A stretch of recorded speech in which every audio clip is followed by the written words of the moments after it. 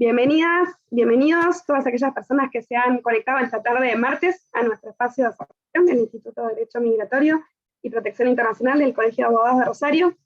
Hoy en este evento contamos con el acompañamiento del Instituto de Responsabilidad Social y Derecho Empresario del Colegio de Abogados de Rosario, el Instituto de Derecho al Trabajo y a la Seguridad Social y el Instituto de Empresas de Familia.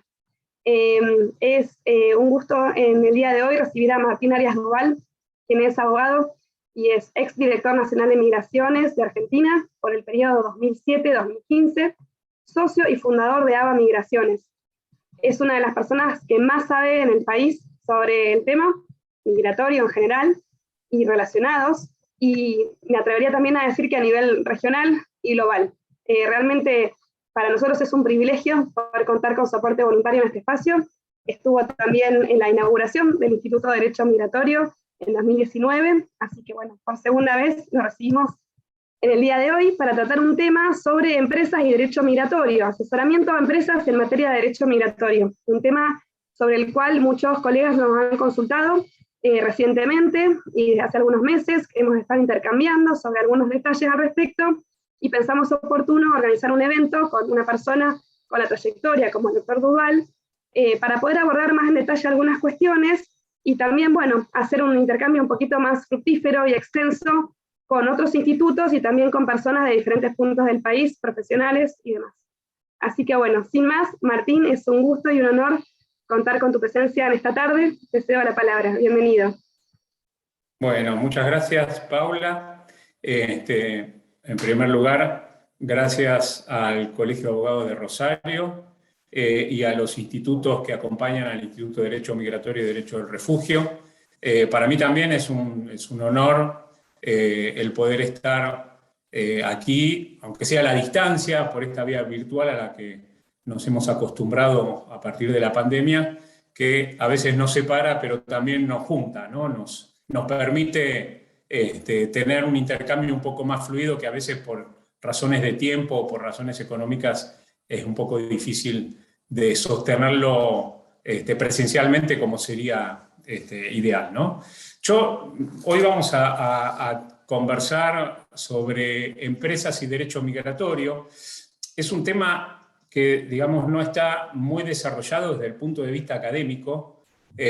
Sí hay un desarrollo importante de consultoras que se dedican a la cuestión migratoria y al asesoramiento de empresas en materia migratoria, pero me pareció importante, ya que el ámbito es un ámbito de colegas y de personas allegadas al ejercicio de la profesión de la abogacía, el poder, digamos, de alguna manera contextualizar jurídicamente de qué estamos hablando cuando hablamos de empresas y de derecho migratorio, ¿no? Y en ese sentido, a mí me parece importante que para contextualizar de qué hablamos, tengamos claros algunos conceptos, ¿no? Porque a partir de la claridad en los conceptos vamos a poder nosotros analizar la aplicación al caso concreto de la legislación migratoria del país del que se trate. Nosotros vamos a hablar de la legislación migratoria argentina, pero estos conceptos, digamos, que son comunes a la legislación migratoria de cualquier país del mundo, ¿no? Entonces, si hablamos de definir conceptos, nos parece que es muy importante tener claro qué es la migración internacional, ¿no? O el desplazamiento internacional de personas, o la movilidad humana, como hoy se dice en los artículos académicos, ¿no? Y en ese sentido, nosotros consideramos a la migración internacional como el desplazamiento o el movimiento de personas del país donde tienen residencia habitual a otro país donde planea permanecer durante un periodo de tiempo o por tiempo indefinido. Acá tenemos varios elementos que tenemos que tener en consideración, ¿no? Primero, que se trata del desplazamiento o movimiento de personas no a un país distinto al de la nacionalidad, sino a un país distinto a aquel donde la persona tiene residencia habitual, ¿no? Y en segundo lugar, importante considerar que este desplazamiento puede ser por un periodo de tiempo determinado, no sé, un mes, 3 meses, un año, 3 años o puede ser por tiempo indefinido. Puede ser de manera permanente o, digamos, puede ser que la persona que se moviliza de un país a otro todavía no tenga claro cuánto tiempo va a permanecer en el país de destino. Entonces, una vez definido qué es migración internacional o qué entendemos por movilidad humana internacional, bajamos a lo que es el derecho migratorio, ¿no? Y el derecho migratorio sería aquel conjunto de normas de derecho público que regulan el tránsito internacional de personas. Acá una primera característica es una norma de derecho público. ¿Qué quiere decir esto? Que las normas del derecho migratorio no son disponibles por las partes, por los interesados, digamos.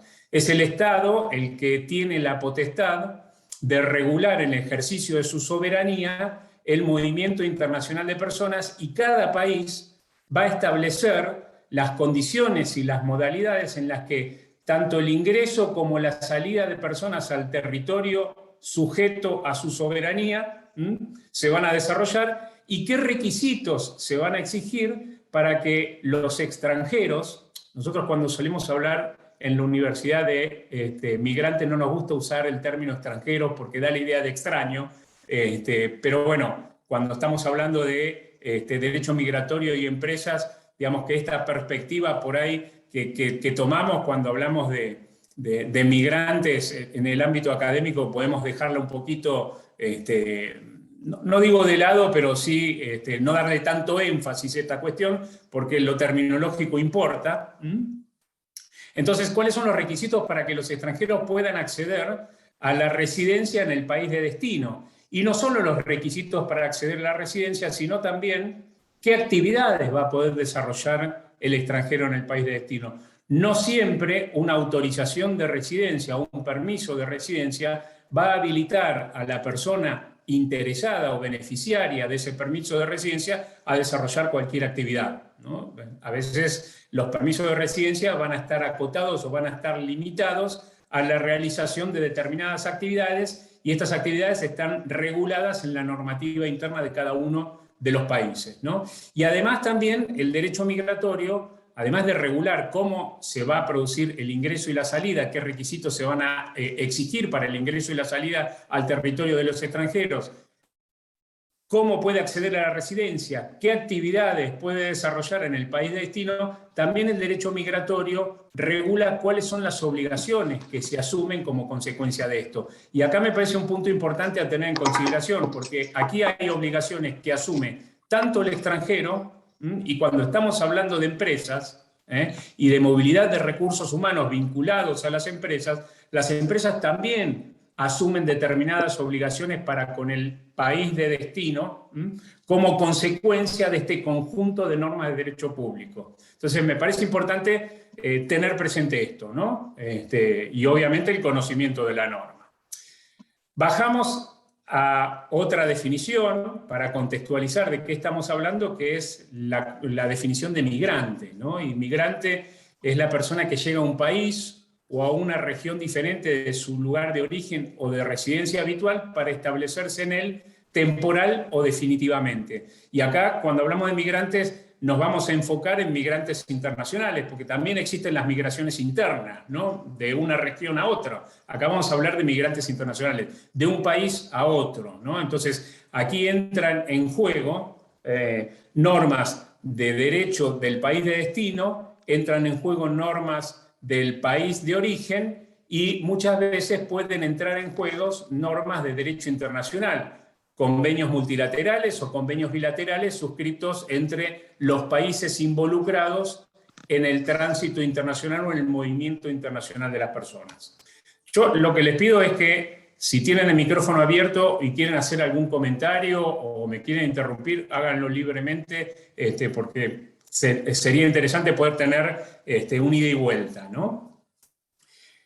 Y si hablamos de contextualizar, me parece importante que acá hablemos de un término que se ha impuesto en los últimos años, que es el talento humano. Y acá hacemos una primera distinción, ¿no? Conceptual.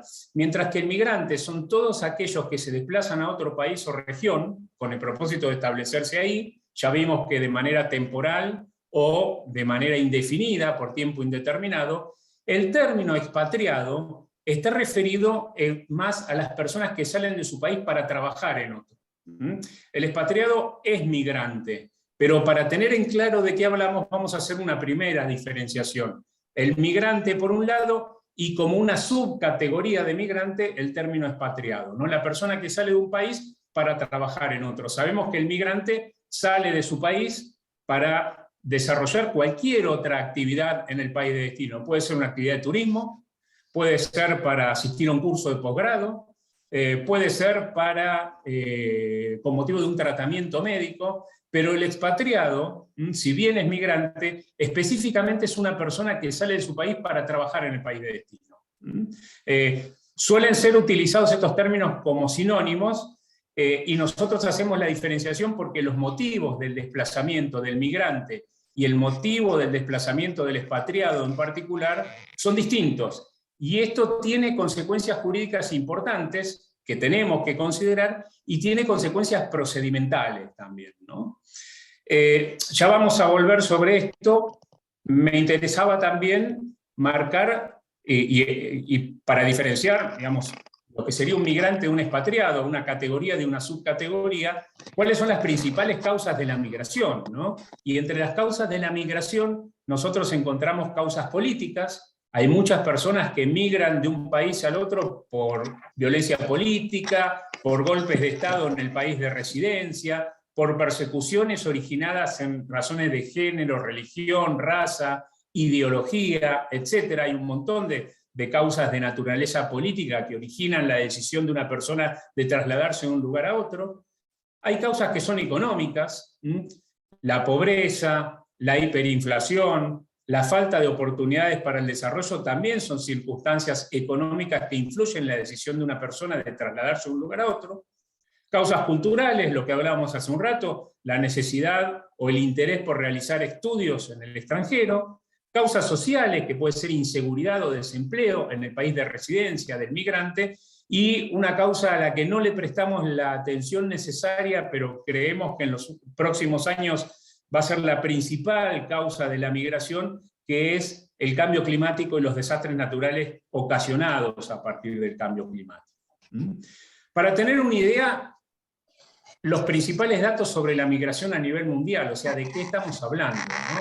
Si hablamos de migrantes internacionales, según el informe sobre las migraciones en el mundo de la Organización Internacional de las Migraciones del año 2022, o sea, el último informe, hay 281 millones de personas migrantes internacionales. Esto en el año 2020, lo que implicó un crecimiento en más de 272 millones respecto del año 2019. ¿Por qué la OIM publicó datos del año 2020? Por la pandemia. Las restricciones impuestas por los países para la circulación internacional de personas a raíz de la pandemia obviamente influyó en esta tendencia ascendente de la migración internacional. Y otro tema importante también a considerar es la importancia que tiene o la relevancia que tiene el movimiento internacional de personas en lo vinculado a las remesas internacionales, a lo que producen la población migrante y envían al país de origen de la población migrante. En el año 2020, para que nos demos una idea, se enviaron como remesas a los países de origen 702.000 millones de dólares estadounidenses. Una cantidad de dinero muy importante, ¿no? Y obviamente también las remesas internacionales van creciendo año tras año. Fíjense en la comparación con el año 2019, que se habían mandado 719.000 millones, y esto está vinculado también a lo que sucedió con las restricciones a partir de la pandemia. Acá un dato también de información, ¿no? Porque también las personas desplazadas por motivos políticos, religiosos, básicamente los refugiados y los solicitantes de asilo son, digamos, una cantidad bastante considerable de la población mundial. 89,4 millones de personas desplazadas. Cuando hablamos de desplazamiento forzoso. Fueron obligadas a dejar el país de residencia para establecer o intentar establecer residencia en un país seguro, 89,4 millones de personas, y para que nos demos una idea también del perfil del migrante o del expatriado, que serían los trabajadores migrantes, van a ver que menos del 10% son personas que tienen ingresos económicos bajos. Casi el 10% ingresos económicos medianos y bajos, un poquito menos del 20% ingresos económicos medianos y altos, y casi el 70% ingresos económicos altos. O sea que en comparación con la población desplazada y en comparación con la población migrante en general, el trabajador migrante o el expatriado suelen ser personas con ingresos económicos altos. Y esto tiene también sus consecuencias cuando nosotros hablamos de el derecho migratorio y la empresa, ¿no? Aquí mostramos en números el porcentaje y la proporción total de los trabajadores migrantes. Fíjense que el 67,4% de los trabajadores migrantes tienen ingresos altos, casi el 20% mediano alto, 9,5% mediano bajo y 3,6% de ingresos bajos. Y en cuanto a la cantidad mundial, son 169 millones, ¿no?, de trabajadores migrantes. Y ahí está en el cuadro, yo después se lo voy a dejar a Paula para que ustedes lo puedan tener, si les interesa, el cuadro con la discriminación entre población masculina y población femenina, porque también hay un fenómeno que se observa a nivel mundial en lo que tiene que ver con la migración, que es la feminización de las migraciones. Cada vez son más las mujeres que migran en comparación con los hombres, pero si hablamos de la población migrante, se observa una cantidad mucho más importante de personas de sexo masculino en comparación con las personas de sexo femenino, y esto por ahí tiene que ver con algunas políticas de las empresas con relación a qué personas envían a otros países del mundo a trabajar para ellas, ¿no?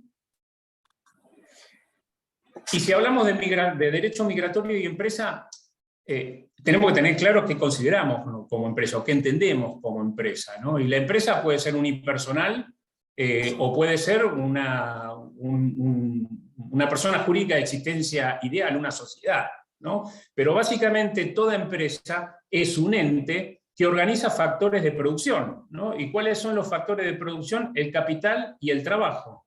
¿Para qué organiza la empresa capital y trabajo? Para la realización de actividades industriales, comerciales o de servicio. Toda empresa se caracteriza por esto, ¿no?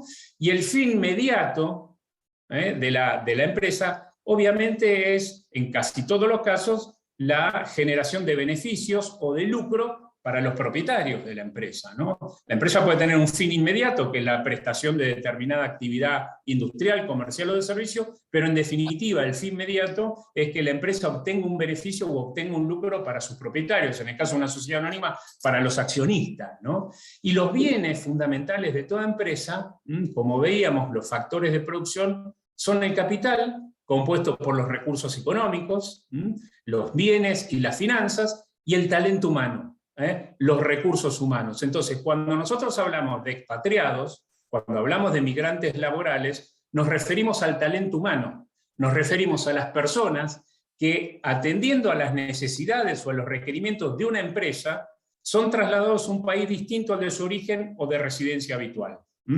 Y esto obviamente comprende a una serie de sujetos vinculados a la empresa que en todos los casos son o gerentes, o ejecutivos de la empresa, profesionales, técnicos y trabajadores en general. O sea, aquí hay un interés de la empresa, si su fin inmediato es la generación de beneficios o lucro, porque considera que trasladando uno de los factores de producción a un país distinto, va a obtener o va a maximizar sus beneficios o su lucro. O sea, no solo hay un interés afectado de la persona que es trasladada de un país al otro, sino que también hay un interés concreto de la empresa. Entonces, cuando nosotros nos sentamos a pensar en cómo aplicar y cómo interpretar las normas del país de origen y del país de destino de los que se vinculan con los expatriados, tenemos que considerar estos factores, ¿no es cierto? El interés de la empresa, y tenemos que considerar también el interés de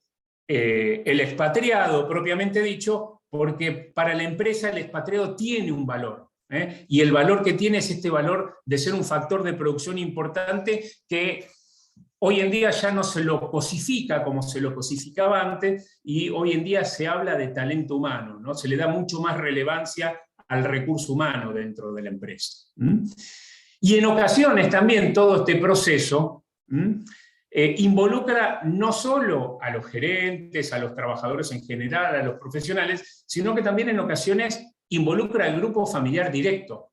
En la República Argentina nosotros tenemos en nuestra normativa migratoria, en nuestra legislación, un criterio de acceso a la residencia regular en el país, que es el de la reunificación familiar. Si ustedes leen la ley 25871, van a encontrar varias remisiones a el criterio de la reunificación familiar. Yo recuerdo siempre, cuando fui director de migraciones, el primer encuentro internacional al que asistí en Ecuador, en el que se analizaban las migraciones laborales en Europa, ¿no? Y se presentaban los proyectos y los procesos de migraciones laborales en Europa como sumamente positivos. Y recuerdo siempre el comentario de un colega que decía, sí, es todo muy lindo el tema de la migración laboral en Europa, pero se olvidan de un factor muy importante, que es la reunificación familiar.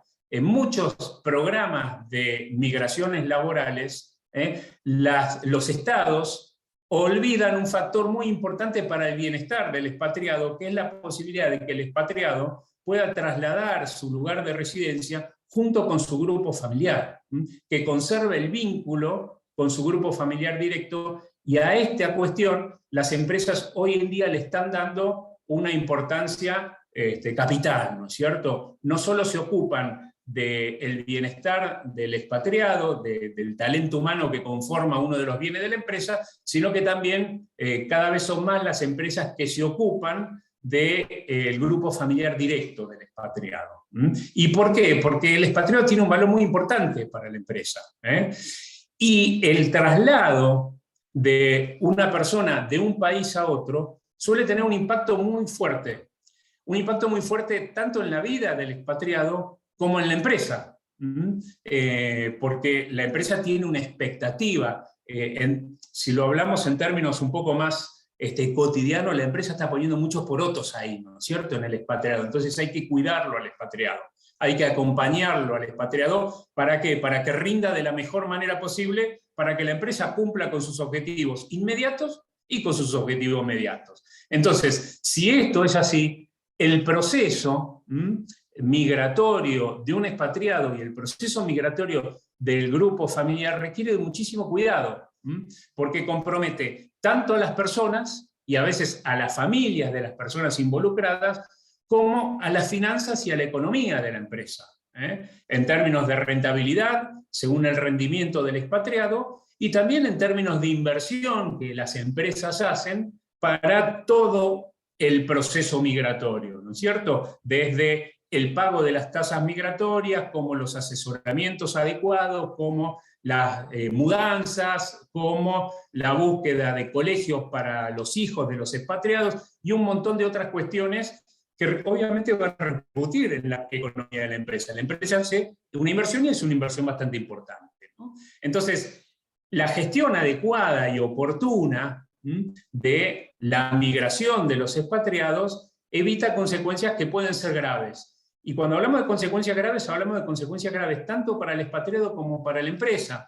Por eso decimos que el proceso requiere de mucho cuidado, porque un error en el encuadre migratorio puede generar una consecuencia no solo para la empresa en lo económico, que por ahí puede ser multada o puede ser suspendida, ya lo vamos a ver, de su inscripción en el Registro Nacional, en el RENUR, en el Registro de Requirentes, y verse imposibilitada de trasladar su talento humano, por lo menos hacia la República Argentina, sino también consecuencias personales para los expatriados, porque un expatriado que es objeto de una sanción de expulsión también es objeto de una sanción de prohibición de reingreso. Entonces puede ser sancionado con la imposibilidad de volver a la República Argentina, aún para hacer turismo en la República Argentina si quisiera hacerlo.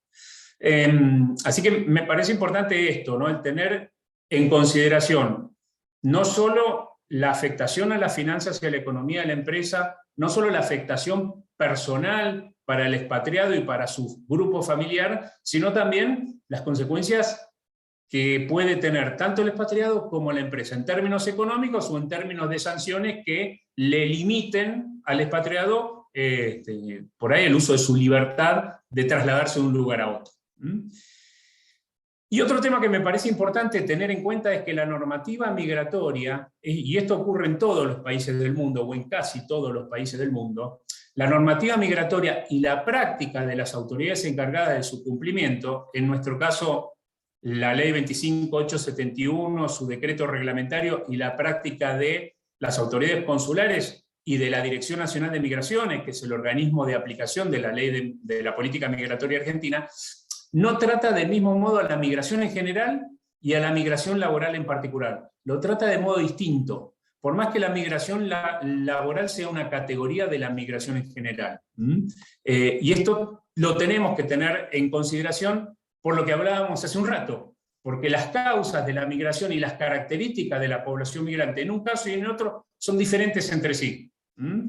Ya lo habíamos visto, el migrante suele ser un migrante forzado, no toma una decisión plenamente libre, tiene una necesidad económica, es perseguido en el país en el que se encuentra, no tiene posibilidades de insertarse, vive en una situación de inseguridad permanente, y entonces esa decisión de trasladarse de un lugar a otro no es plenamente libre. Mientras que en el otro caso, en el caso de los expatriados, si bien la decisión es del empleador o suele ser de la empresa, el expatriado toma la decisión libremente de aceptar el trasladar su lugar de residencia hacia otro país, y muchas veces también el expatriado pone a la empresa sus condiciones para ello, que puede traducirse en mejoras económicas, en progreso dentro de su carrera dentro de la empresa, en bonos, etcétera, etcétera, ¿no? Y entonces, si las causas de la migración y las características de la población migrante, en general la población migrante, digamos, suele ser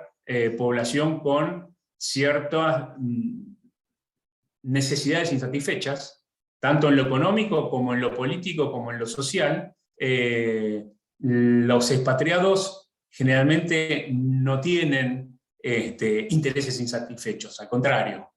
Y ya vimos que sus niveles de ingresos en términos económicos suelen ser altos, ¿no es cierto? Y como las causas y las características son distintas, la mirada y el tratamiento de los estados, y en el caso particular de la Argentina, la mirada y el tratamiento de la Dirección Nacional de Migraciones también es distinta, difiere. Si uno analiza un poco cómo se tratan los expedientes de residencia para los migrantes, vamos a ver que suele haber, más allá de algunas excepciones, pero suele haber un tratamiento desde una perspectiva de derechos.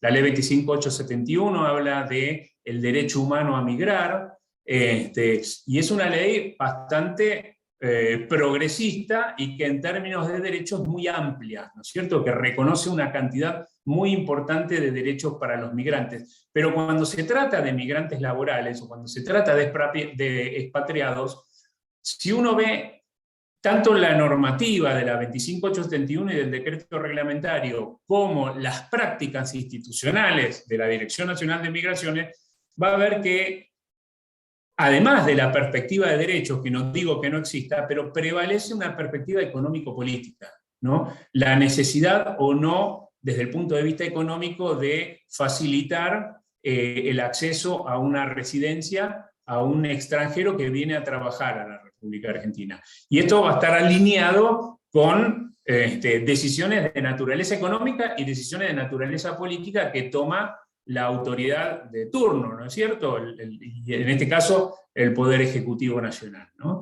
Y nosotros podemos ver que digamos, estas dos perspectivas, ¿no? Perspectiva de derecho versus perspectiva económico-política, se refleja también en la migración forzada versus la migración laboral, ¿no? Los motivos que generan la migración, ¿no? Hay como un paralelismo. La migración forzada, y está muy bien que sea así, se debe tratar desde una perspectiva de derecho, y la migración laboral se trata desde una perspectiva más económico-política, y esto tiene que ver también con la necesidad del país de recepción y con algunas definiciones que tienen que ver con la protección del mercado laboral y la protección de la economía del país de recepción, que puede ser, digamos, más o menos liberal, ¿no es cierto?, las decisiones que toman los estados.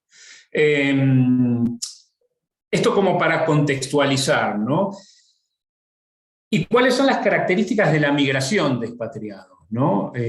Porque decíamos que el migrante suele migrar por tiempo indeterminado, mientras que el expatriado, en casi todos los casos, migra por tiempo determinado. O sea, tiene una fecha de viaje y prevé, en términos generales, volver al lugar de residencia habitual o al país de origen, ¿no? Esta es una característica. No hay, o hay muy pocos casos de migración de expatriados por tiempo indeterminado. Hay un tiempo determinado, más allá que después deciden quedarse por ahí en el país de destino. Pero cuando se inicia el proceso migratorio, la decisión es de migrar y de volver. Ya sea en unos meses o en unos años, pero siempre la decisión es volver, ¿no?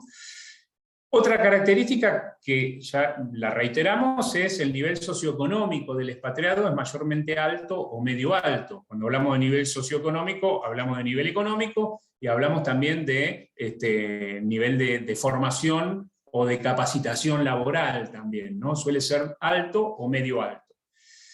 Otra característica es que cuando migran van a hacer una labor determinada al país de destino, van a hacer un trabajo determinado, una actividad determinada, pero no atendiendo a sus propias necesidades como inmigrante, sino atendiendo a una necesidad del empleador o de la persona que está contratando a un extranjero. No sé, para poner un ejemplo, se rompe una turbina de una planta hidroeléctrica y no hay técnicos para reparar la turbina. Bueno, hay que traer un técnico de Alemania para reparar la turbina. Entonces se contrata un técnico alemán y se trae a un técnico alemán a reparar una turbina. Bueno, ahí hay una necesidad del contratante, de quien está a cargo de la explotación de la central termoeléctrica. No es una necesidad del técnico alemán, es una necesidad del contratante. Lo mismo ocurre con las empresas. Cuando las empresas deciden trasladar un gerente, trasladar un ejecutivo, trasladar un trabajador o un profesional, lo hace porque tiene una necesidad de hacerlo y de que esa persona preste un servicio en el país de destino, ¿no? Y como esto es así, y es otro tema también a tener en cuenta, suelen ser asistidos por las empresas, por los empleadores o por los contratantes, los expatriados, tanto en el proceso migratorio como en todas las cuestiones aduaneras, en las cuestiones impositivas y en las cuestiones vinculadas a la inserción en el país de destino, ¿no? Dependiendo del tiempo que la persona se va a quedar en el país de destino y si migra o no migra con su familia, bueno, tendrá que buscar una vivienda donde establecerse, colegios para que los chicos asistan, resolver el tema de la asistencia médica y un montón de otros trámites, no sé, la membresía de algún club, la obtención del registro de conducir, en fin, muchísimas necesidades que por ahí cuando uno las tiene cubiertas en su país de residencia no se da cuenta, y cuando se traslada se da cuenta que hay un montón de cuestiones que están vinculadas y tienen que ser resueltas en este proceso migratorio. Y las empresas suelen intervenir en este proceso. Y esto me parece importante. En este proceso no se inicia y se finaliza por decisión del expatriado. No es el expatriado el que usualmente va a la Dirección de Migraciones o al consulado argentino en el exterior a tramitar su permiso de ingreso, su visado o su residencia. Es la empresa la que lo suele hacer por él. Y como esto es así, como es tan importante para la empresa, el movimiento internacional de expatriados se suele producir regularmente. Es muy difícil hablar de expatriados irregulares. Sí, hablamos de migrantes irregulares, pero de expatriados irregulares no, porque en general el expatriado tiene toda su documentación en orden, o si no, tiene la vía allanada para poner la documentación en orden antes de emprender el viaje. ¿Por qué? Porque tiene todo un soporte atrás que lo acompaña en este proceso migratorio. Lo que no ocurre en muchos casos con los migrantes, los que tienen que digamos, arreglársela solito, ¿no? en este proceso migratorio. Entonces, esto también es importante, el rol de la empresa en el proceso migratorio del expatriado. ¿Cuál es la normativa aplicable en la Argentina? Primero, la ley 25871, que es la ley que define la política migratoria en la Argentina. El decreto 616, que es el decreto reglamentario de la ley 25871, que contiene dos partes o dos anexos. Uno es la reglamentación propiamente dicha, y otro es un reglamento sobre migraciones. O sea, el decreto 616 fija varias cuestiones procedimentales para la obtención de permisos de ingreso, visados y residencias. Y además, dentro de la normativa aplicable, las disposiciones que en uso de sus atribuciones va dictando la Dirección Nacional de Migraciones. Es un poco difícil hacer una enumeración de todas las disposiciones de la Dirección Nacional de Migraciones, porque son muchas, pero vamos a mencionar muy brevemente las más importantes que tienen que ver con la migración del talento humano de la empresa. Y también vamos a mencionar cuáles son las categorías de admisión para ingresar y permanecer en el país. Y esto está vinculado con dos cuestiones. Uno, el tiempo de permanencia autorizada, y otra cuestión es la actividad que el extranjero va a poder realizar en el país de destino. Entonces, una primer categorización de admisión de ingreso o de admisión como residentes de personas en el país, cuando hablamos de permanencia hablamos de residencia,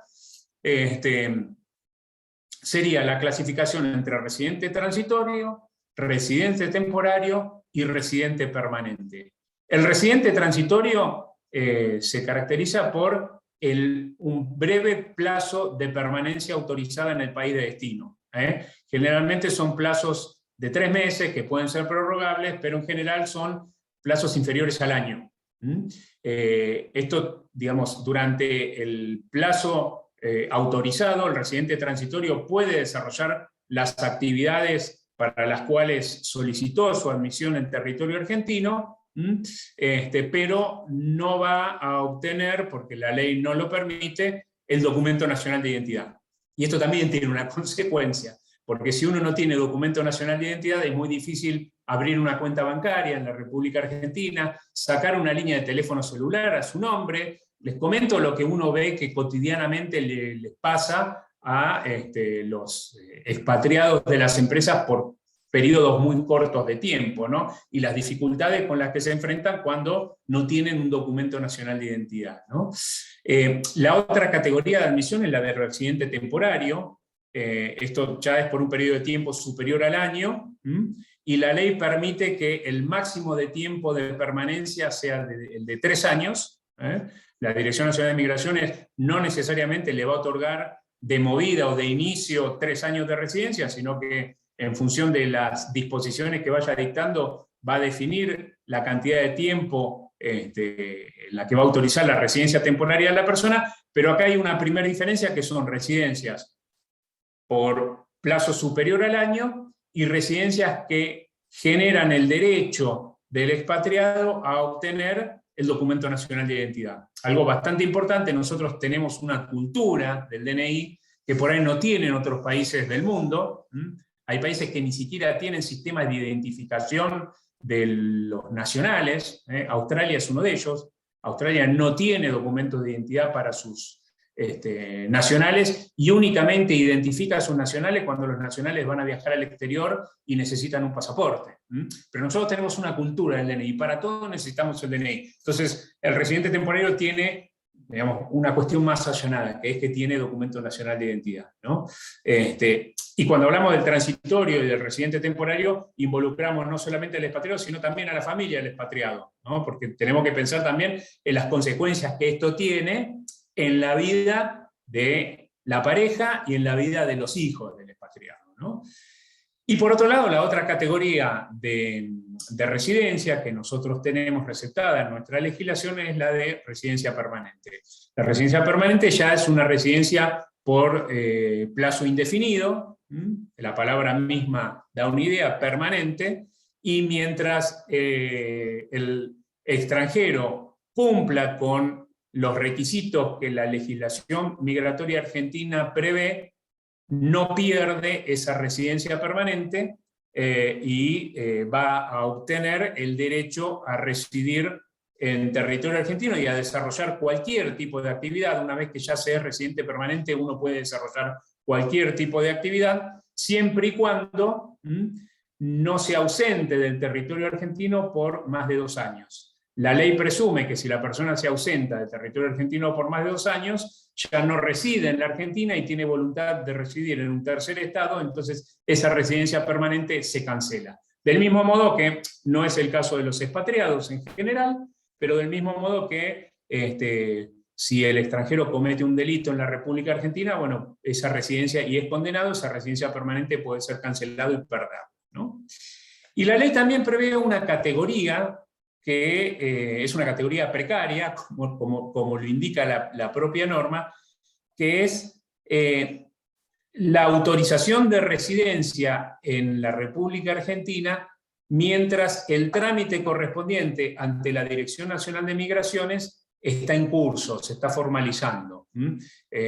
Muchas veces los trámites se resuelven rápidamente y otras veces los trámites son un poco más complejos, por ahí la complejidad está dada por la dificultad del acceso a determinada documentación que la legislación argentina requiere. No todos los países son iguales en el otorgamiento de certificado de antecedentes penales, por ejemplo, que es algo que se requiere para obtener la residencia en la República Argentina, y entonces uno puede iniciar un trámite de residencia y tener dificultades para obtener en su país de origen su certificado de antecedentes penales, y entonces la Dirección Nacional de Migraciones le va a otorgar, porque la legislación argentina lo permite, una autorización de residencia precaria, y esa autorización de residencia precaria va a contener la enumeración de los derechos que se le acuerdan al extranjero.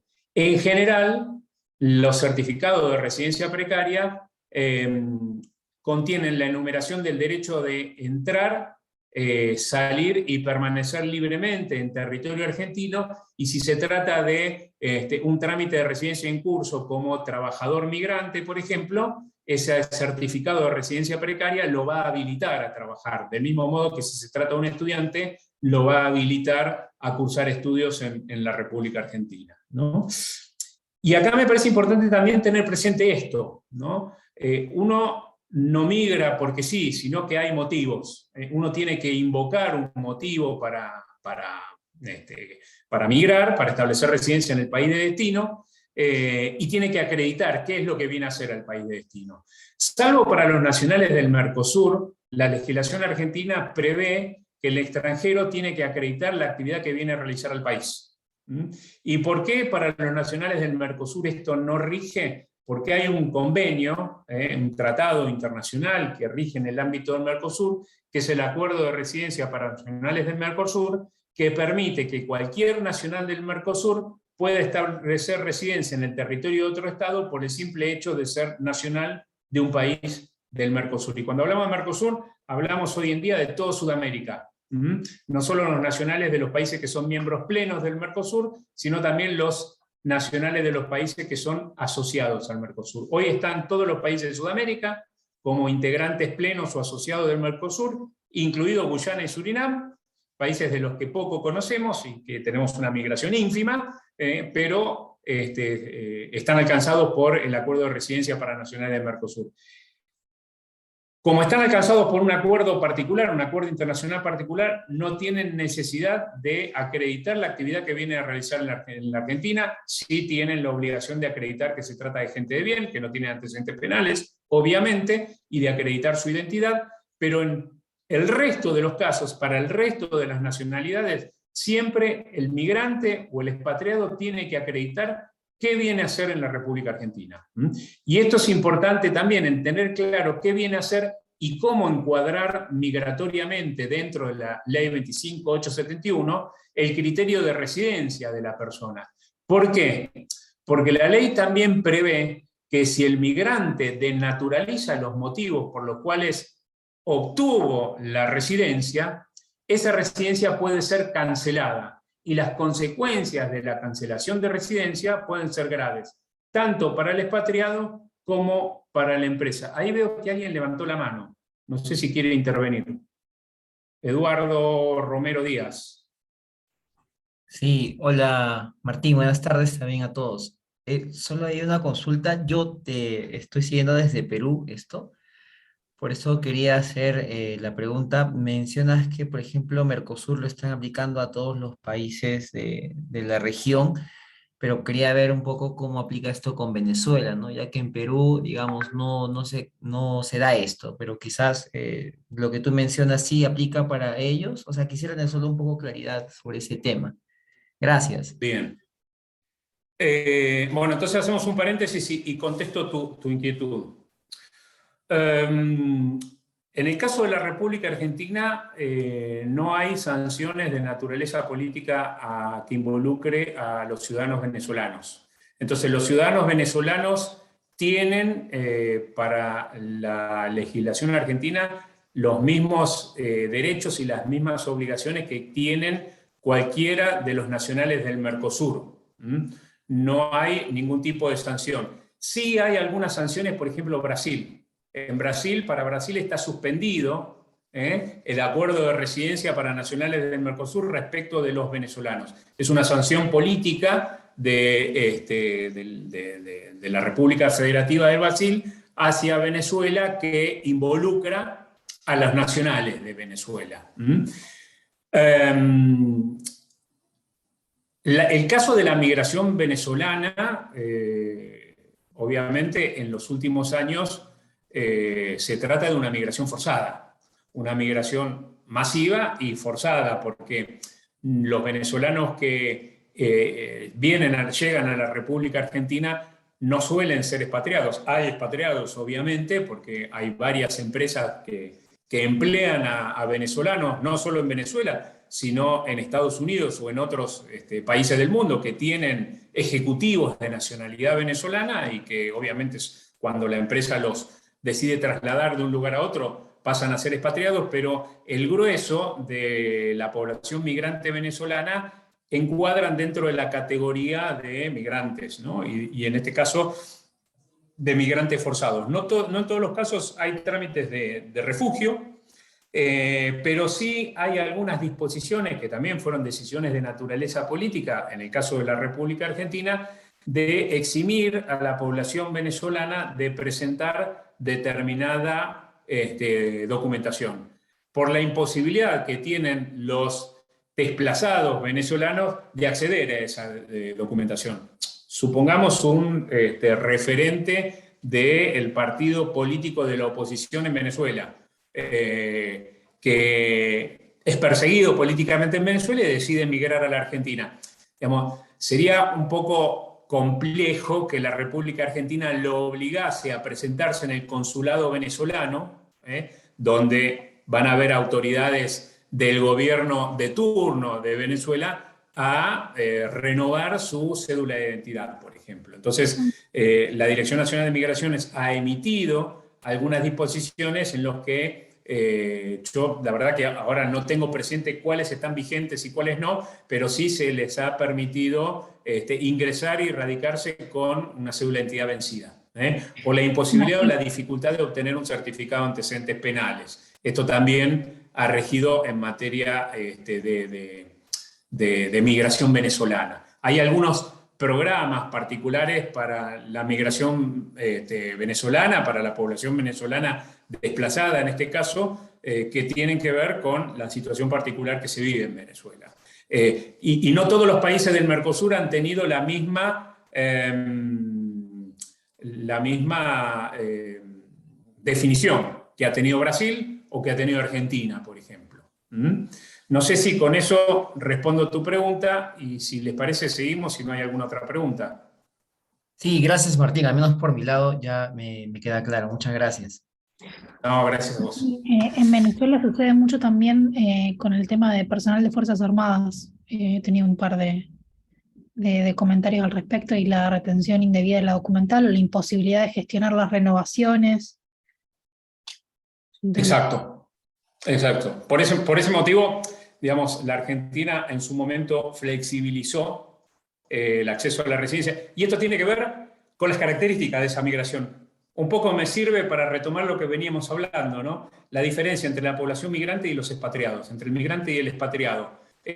Los estados suelen ser bastante exigentes con los expatriados, porque pueden cumplir. En cuanto al pago de las tasas, en cuanto a la presentación de documentación, suelen ser exigentes.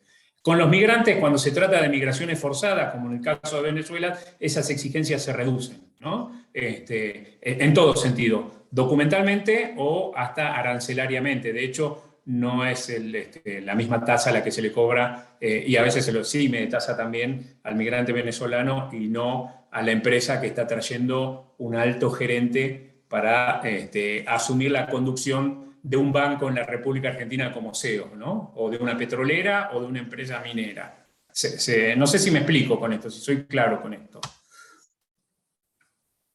Y me parece importante, estábamos hablando del tema de las consecuencias graves que puede tener tanto para el migrante como para la empresa la desnaturalización de los motivos que originaron la migración. Y en esto tengamos en cuenta que el artículo 20 del decreto 616 del 2010, del decreto reglamentario, habilita el cambio de categoría o subcategoría migratoria. O sea, si el motivo de ingreso o admisión de un extranjero se modifica, es necesario el cambio de categoría y puede hacerse y debe hacerse ese cambio de categoría para evitar las consecuencias graves que puede tener la desnaturalización de los motivos para el migrante, su familia y para la empresa. No sé, supongamos que la empresa trae un técnico por 3 meses para colaborar en una parada de planta. O por una semana o por 15 días para colaborar en una parada de planta. Y después decide que ese técnico se quede en la República Argentina. Bueno, tiene que hacer un cambio de categoría. No puede permanecer, por más que el tiempo autorizado siga vigente, no puede permanecer en una categoría migratoria cuando la actividad que está desarrollando, que va a desarrollar, es una actividad distinta a aquella para la cual fue autorizado. Y esto porque, obviamente, como todos sabemos, la Dirección Nacional de Migraciones tiene lo que nosotros denominamos el poder de policía en materia de extranjería. O sea, puede controlar y tiene facultades para controlar la legalidad de la permanencia de extranjeros. No solo va a pedir la Dirección Nacional de Migraciones que el extranjero acredite que tiene una residencia regular en el país, sino que también va a verificar que el extranjero esté haciendo en el país lo que fue autorizado a hacer. Y no una cosa distinta, porque si está haciendo una cosa distinta tiene que hacer el cambio de categoría, ¿no? Y en ese sentido la ley le otorga facultades para requerir a los extranjeros que acrediten su situación migratoria, le otorga facultades para organizar operativos de inspección y fiscalización, orientados a verificar el cumplimiento de las obligaciones de los dadores de empleo y alojamiento. Uno por ahí no lo conoce porque, digamos, son pocos. No hay delegación de la DNM en fuerza de seguridad para realizar este tipo de operativos, pero son cotidianos los operativos de inspección que se hacen a veces en hoteles y no en hoteles digamos de baja categoría, a veces en hoteles muy importantes. La Dirección Nacional de Migraciones va a verificar la permanencia de extranjeros en los lugares de alojamiento, pero también en lugares de trabajo, en ámbitos laborales. Y estos operativos de inspección y de fiscalización están orientadas al panorama y a la situación migratoria y a definiciones políticas también de la autoridad de aplicación. No sé, a veces se pone el énfasis en la inspección de determinados ámbitos laborales, como pueden ser, no sé, los talleres textiles, y otras veces el énfasis de la inspección se pone en empresas de primera línea. Cuando me refiero a empresas de primera línea, me refiero a multinacionales que se dedican a algún otro tipo de actividad. Y tienen la Dirección Nacional de Migraciones amplias facultades y poder de policía para eso, para inspeccionar. Puede requerir a quien se encuentre a cargo del lugar inspeccionado la presentación de libros, registros, documentación relativa al personal y a pasajeros extranjeros, en el caso de los lugares de alojamiento, y puede ordenar el secuestro de documentación probatoria por un plazo máximo, después lo tiene que devolver, pero puede secuestrar documentación. Y además puede requerir el auxilio de la fuerza pública, o sea, pedirle a la policía que colabore en el operativo de inspección, o a una fuerza de seguridad, que puede ser cualquiera, la Prefectura Naval, o la Gendarmería Nacional, o Policía de Seguridad Aeroportuaria, e incluso puede solicitar al juez de turno la autorización para allanar una empresa o un lugar de trabajo si quien está a cargo no autoriza el ingreso del personal de inspección de la Dirección Nacional de Migraciones. ¿Para qué hace estos operativos de inspección y fiscalización? ¿O para qué debería hacerlo? Para constatar la existencia del criterio migratorio alegado por el extranjero frente a la autoridad competente, para evitar la contratación de migrantes en situación de irregularidad y para garantizar el cumplimiento de la ley. Y en esto son bastante estrictos, ¿no? Y las sanciones son bastante pesadas. Me parecía importante también porque hay una confusión bastante grande entre el poder clarificar cuál es la diferencia entre un permiso de ingreso, una visa y una residencia, porque a veces el trato que nosotros le damos en la cotidianidad es similar y no son lo mismo. Y como no son lo mismo, no se tramitan del mismo modo y no se tramitan ante la misma autoridad. Entonces, yo me tomé el trabajo de hacer una especie de definición del permiso de ingreso, visa y residencia para poder entender cuál es la similitud y cuál es la diferencia entre un instituto y otro, ¿no? El permiso de ingreso es una autorización de ingreso y permanencia que otorga la Dirección Nacional de Migraciones a un extranjero de una nacionalidad que no requiere visa. Nosotros tenemos convenios multinacionales o convenios bilaterales de exhibición de visas, a veces de exhibición de visas para realizar determinadas actividades y otras veces de exhibición total de visas. Entonces, la regla es, o la regla era en su momento, que para todo extranjero que desee viajar a un país distinto al de su lugar de residencia, tenía que tramitar una visa. Esto en el ámbito internacional, ¿no? Tenía que tramitar una visa. La evolución de las relaciones internacionales hizo que se levantaran estos requisitos porque lo que va prevaleciendo y lo que se va imponiendo es la integración, el camino a la libre circulación de personas, ya sea dentro de una región o subregión o a nivel internacional también. Hoy se habla de la ciudadanía universal y entonces esta necesidad de tramitar una visa antes de emprender un viaje no es tan generalizada como era antes. Hoy hay muchísimos países que pueden, cuyos ciudadanos pueden venir a la República Argentina sin necesidad de una visa. Ahora, cuando vienen a hacer una actividad determinada, tienen que tramitar un permiso de ingreso, porque tienen que tener la autorización para ingresar y para permanecer en el territorio nacional con la finalidad de desarrollar una determinada actividad. En general, las exhibiciones de visa alcanzan al visado de turismo, pero el turismo es esparcimiento y recreación, no es otra cosa que eso. Entonces un turista no podría estudiar, un turista no podría trabajar, y si se trata de un país que no requiere visa y la persona necesita trabajar en la Argentina, bueno, necesita un permiso de ingreso. El permiso de ingreso puede tramitarse tanto en el territorio nacional, o sea, un país que no requiere visa de turista puede ingresar a la Argentina como turista y después tramitar su permiso de ingreso, que aquí se lo denomina permiso de trabajo, y también puede tramitar su permiso de ingreso antes de viajar fuera del país ante la autoridad consular argentina. Este es un tema, ¿no? El permiso de ingreso. La visa, a diferencia del permiso de ingreso, es la autorización de ingreso y permanencia otorgada a un extranjero que también se tramita en el exterior del país y que se adjunta al pasaporte, o sea, una primera diferencia, se adjunta al pasaporte, ¿para qué? Para marcar a la autoridad de control, en este caso a la Dirección de Migraciones, que la documentación que presentó el extranjero para obtener su visa fue examinada y fue considerada válida por la autoridad argentina en el exterior. Esto sería un control migratorio previo al viaje, ¿eh? Es como que el control migratorio o el trabajo de control o verificación de identidad y verificación de las razones que se invocan para viajar de un país al otro se hace antes de que la persona emprenda el viaje, ¿no? Y esto se exige para determinadas nacionalidades, como decíamos, en función de convenios internacionales o también en aplicación del principio de reciprocidad.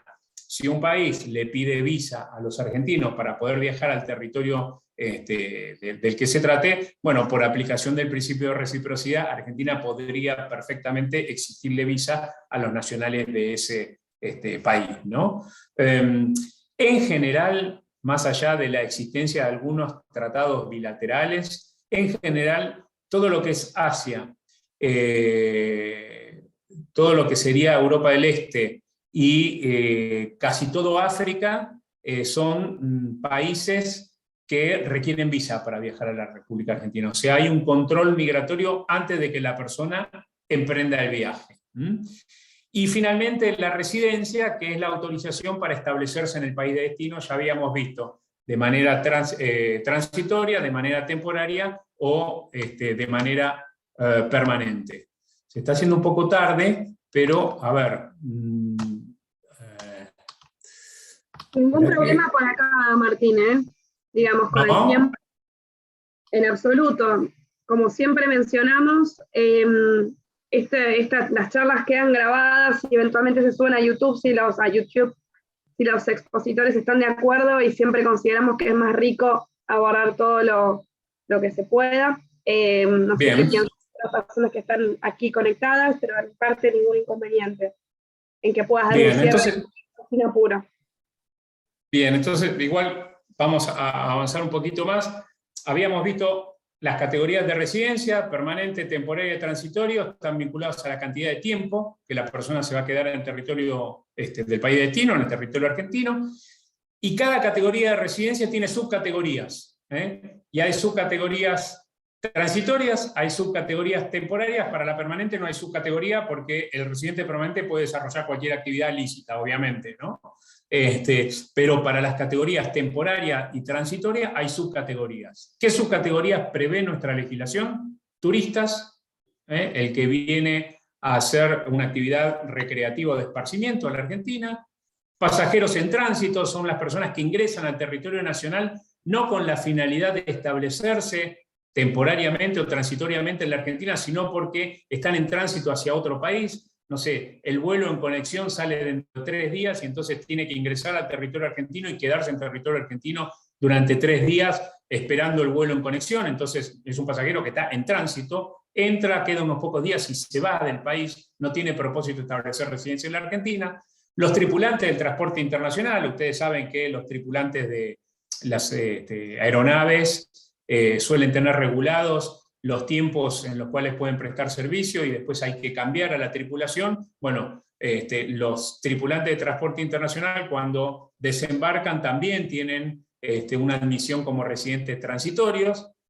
Los trabajadores estacionales también entran dentro de esta subcategoría. Por ejemplo, esto se ve mucho en algunas provincias de la Argentina, en Buenos Aires, en lo que es el sur de la provincia de Buenos Aires, con la cosecha de la papa, la cebolla, el ajo, en Mendoza con la vendimia, en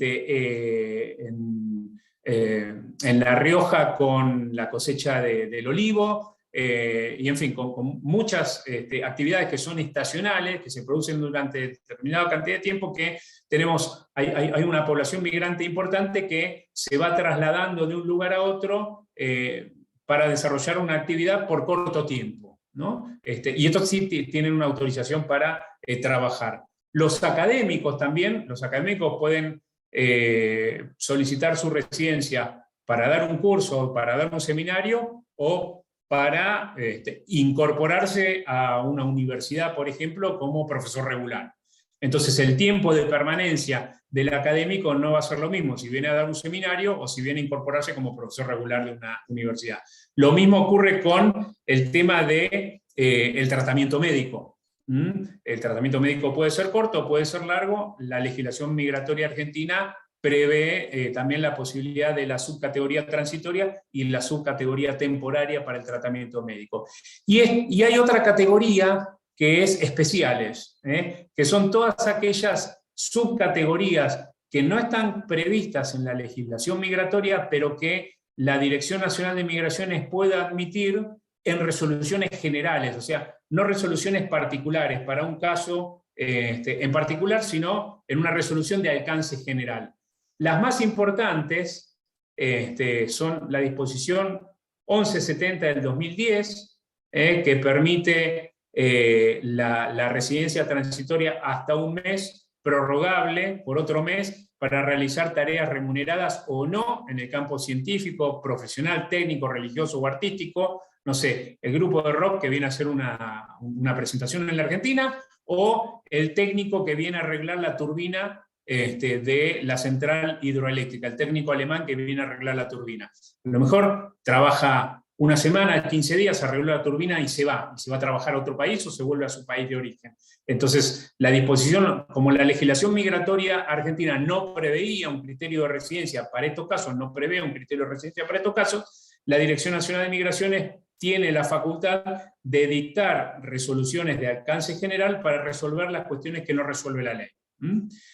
La disposición 1171 del 2010, que regula la residencia transitoria de lo que nosotros llamamos hombres de negocio, el que viene a hacer alguna gestión comercial, el que viene a participar de alguna ronda de negocios con empresarios en la Argentina o con empresas en la Argentina, el que viene a hacer una determinada gestión comercial, no sé, a firmar un contrato, a buscar un proveedor de determinados insumos o mercaderías, en fin. Lo otro que yo les mencionaba hace un ratito, la disposición 1824 del 2013, que es la que habilita a que quienes ingresan como turistas puedan trabajar en la República Argentina, obviamente previa autorización formal de la Dirección Nacional de Migraciones. Tienen que hacer el trámite de autorización de trabajo al amparo de la disposición 1824 del 2013 ante la Dirección Nacional de Migraciones.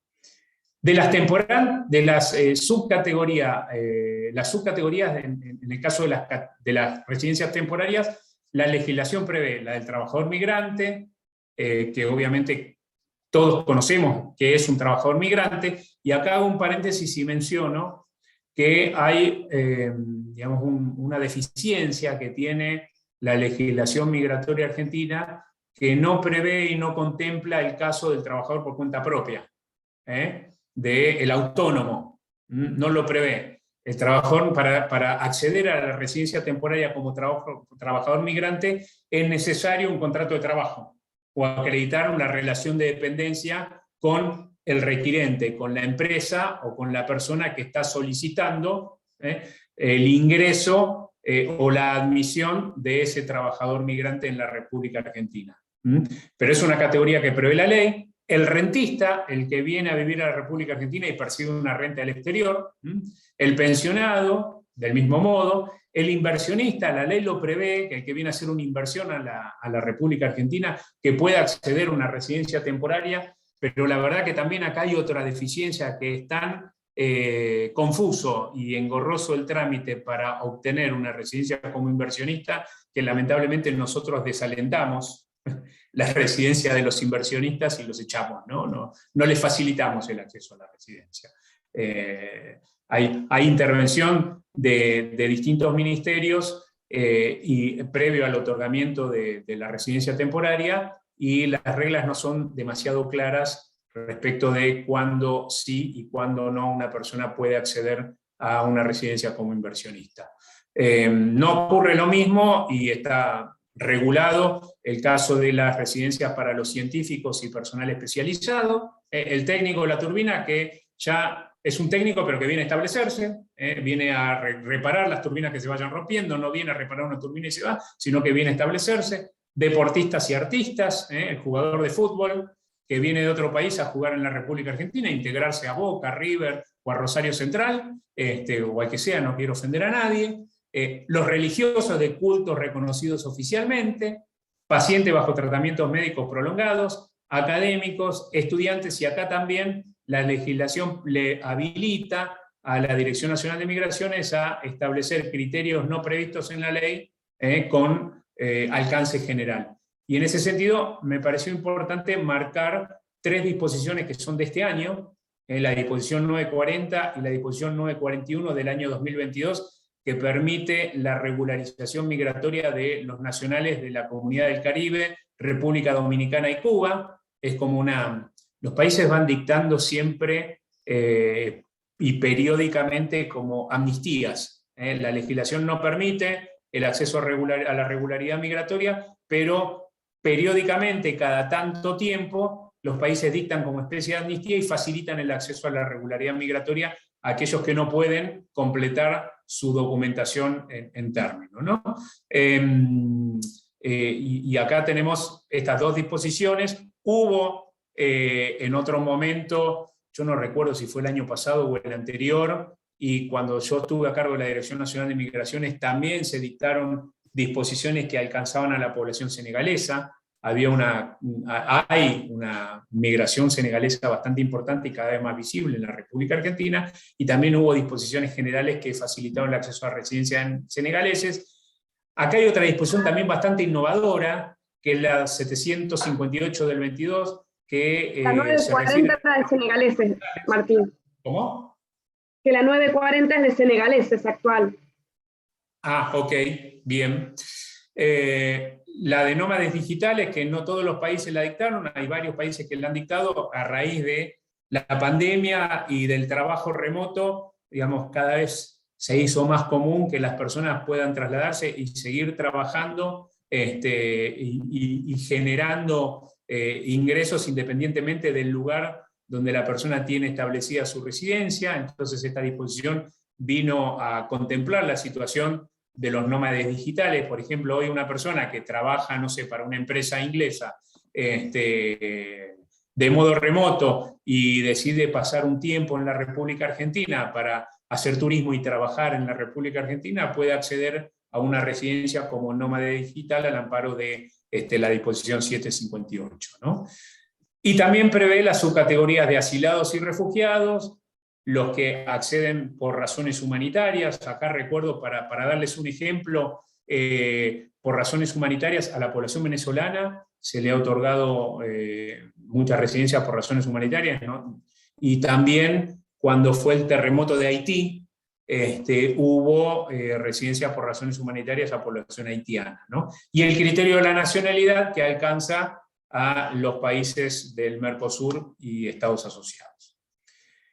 Estos son toda la porción de población migrante y de expatriados que están dentro del régimen ordinario de la Ley 25871. Pero hay una importante cantidad de migrantes o de inmigrantes que están exceptuados del régimen de la Ley 25871.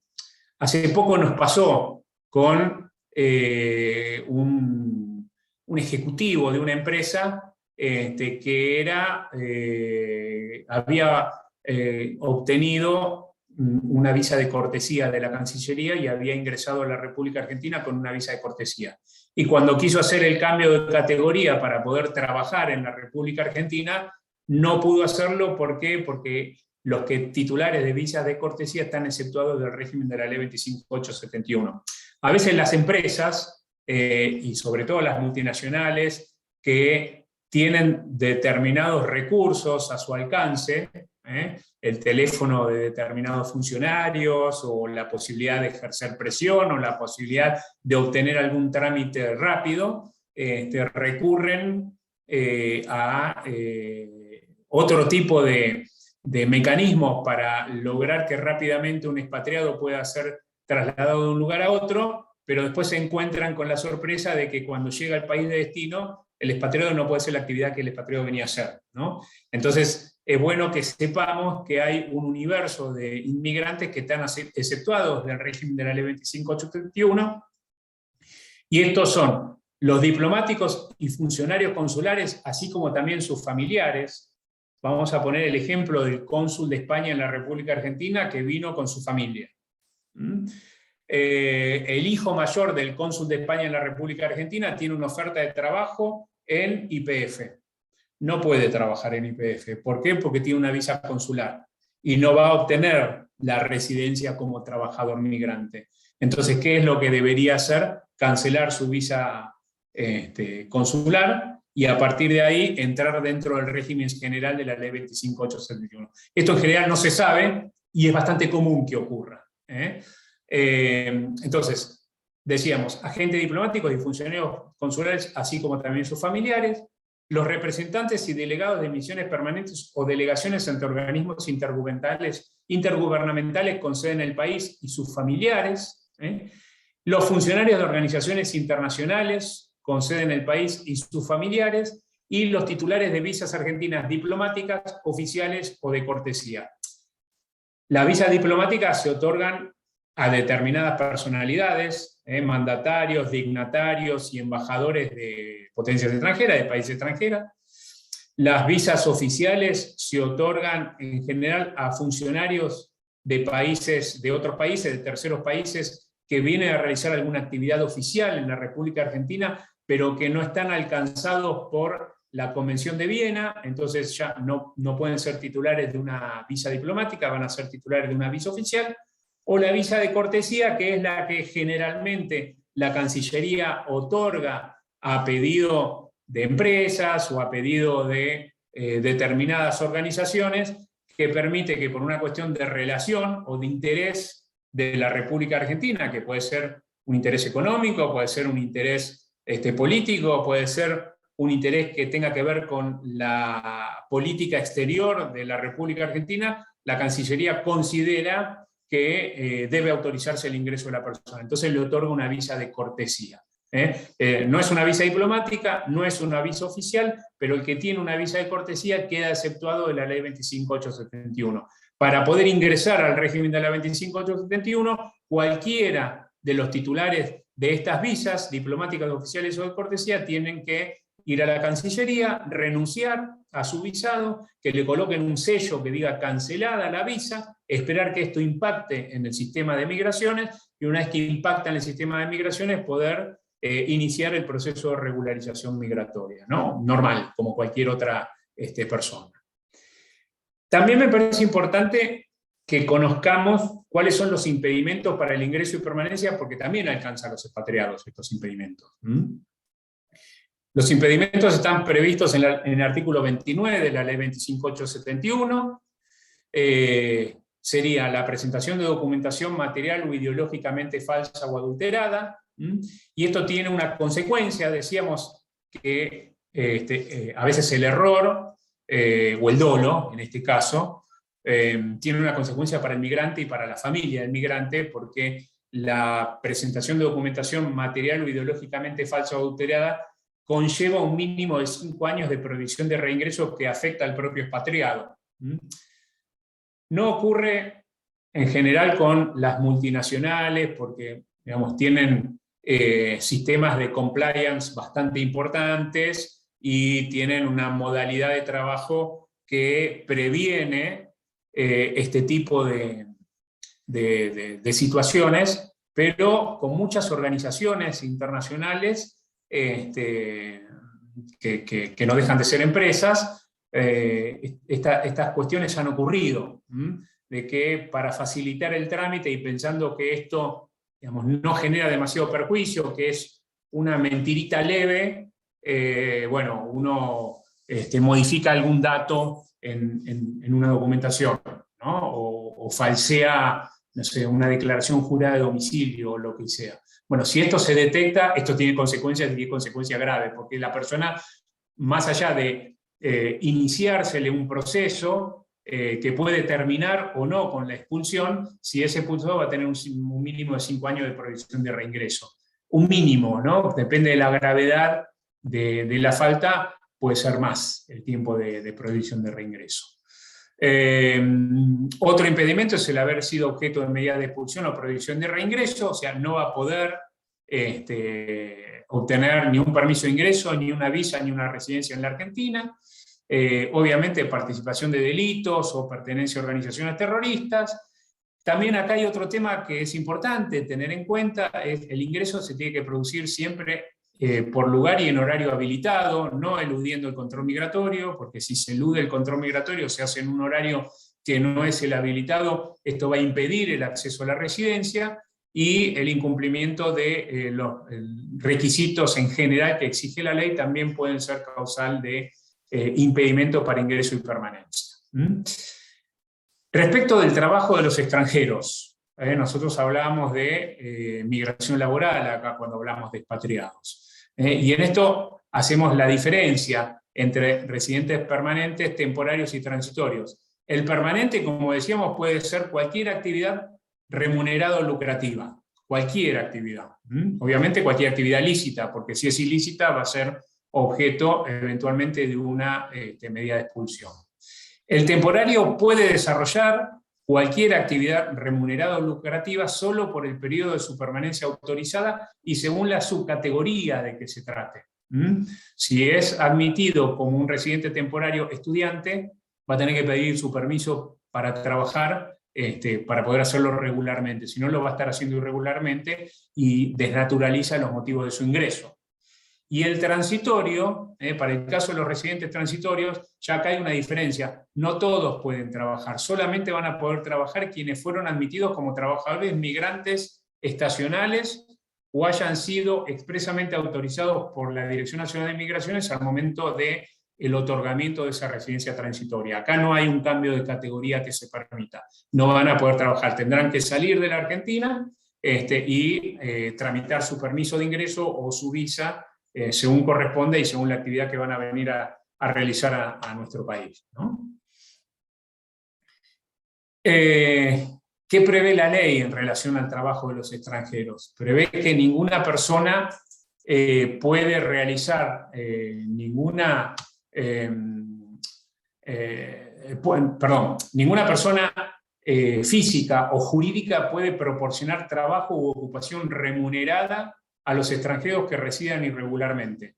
Cuando hablamos de residencia irregular, hablamos de residencia laboral, ¿no es cierto? Obviamente que quien no tiene ningún permiso de residencia es un residente irregular, pero el que es turista y no tiene permiso de trabajo también es residente irregular a los fines laborales. O sea, no puede una empresa o una persona física otorgar trabajo u ocupación remunerada a quien no tenga autorización de la Dirección de Migraciones para trabajar en la categoría de la que se trate.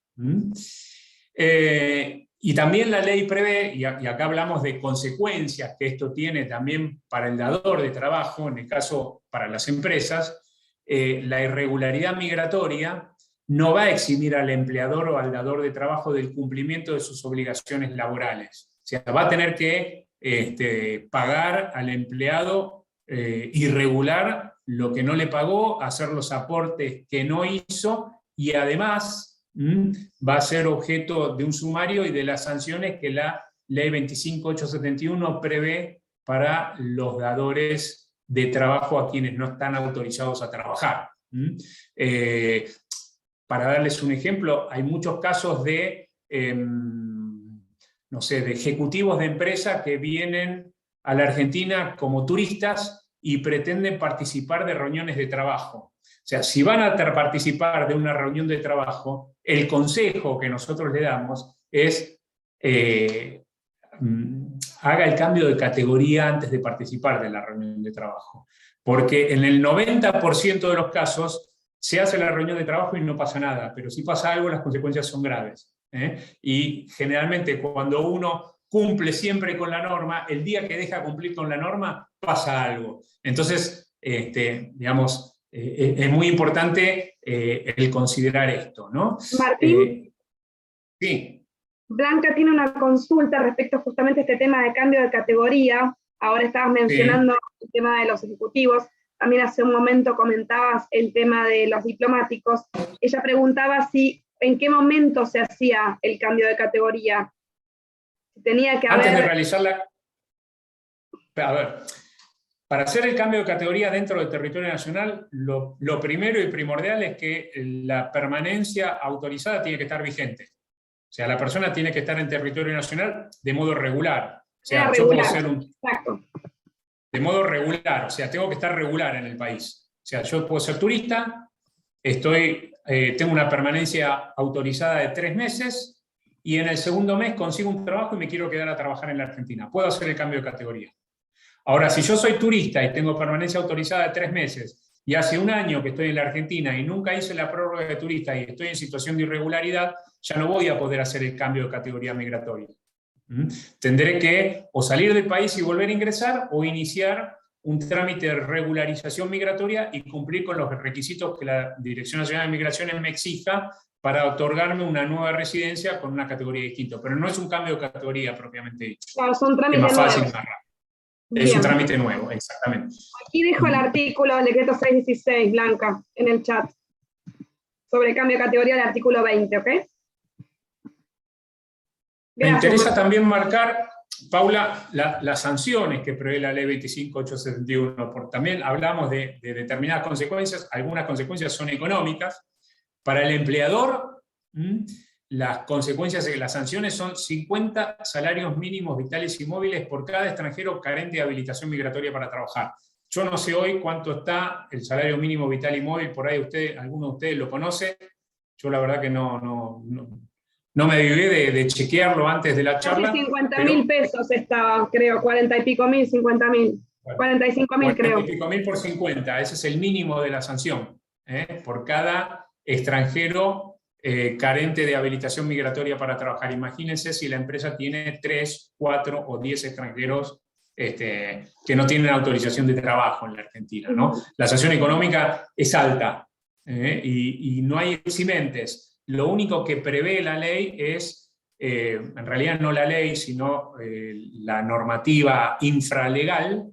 Lo único que permite es que cuando el infractor reconoce la infracción y paga voluntariamente la multa, hay una reducción en la multa y un plan de facilidades de pago para la multa.